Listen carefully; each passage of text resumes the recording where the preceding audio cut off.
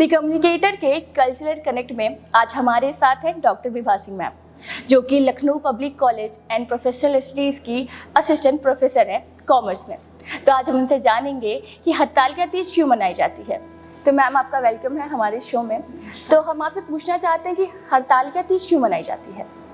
देखिए, हरतालिका तीज के पीछे जो कारण है, पौराणिक मान्यताओं के हिसाब से ये माना जाता है कि ये व्रत सर्वप्रथम पार्वती जी ने किया था और ये व्रत उन्होंने शिव जी को पाने के लिए किया था, क्योंकि वो बचपन से ही उन्होंने शिव जी को अपने पति के रूप में मान लिया था।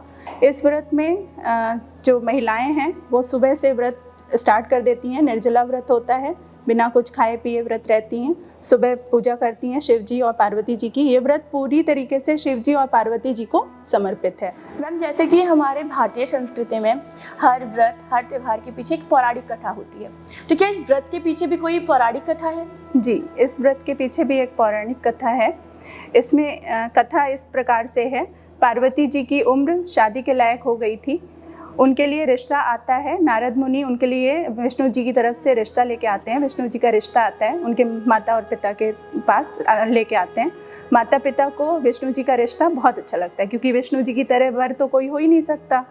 तो वो बड़ी खुशी खुशी अपनी बेटी को बताते हैं, पार्वती जी को, कि तुम्हारे लिए रिश्ता आया है विष्णु भगवान का।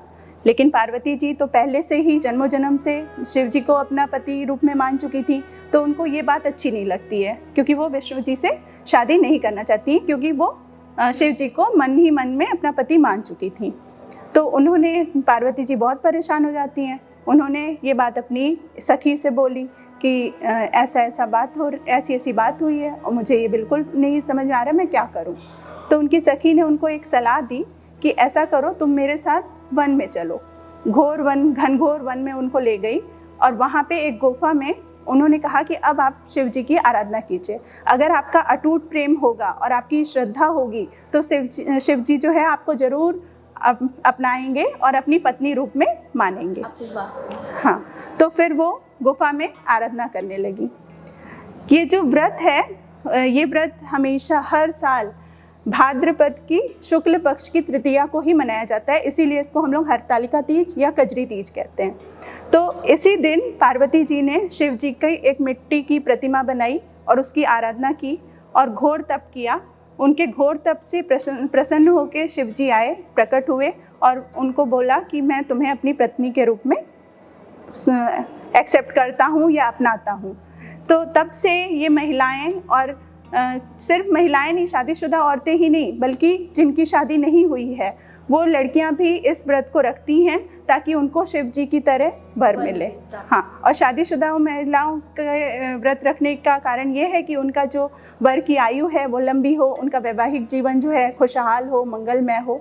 तो इस व्रत के पीछे यही कथा है। मैम, जैसा कि हम सब जानते हैं कि हमारे हर त्यौहार में कुछ अलग अलग चीज़ें बनती हैं। जैसे कि होली आता है तो हम गुजिया बनाते हैं, तो क्या ये जो हरतालिका तीज है उसमें भी कुछ अलग प्रकार के पकवान बनते हैं?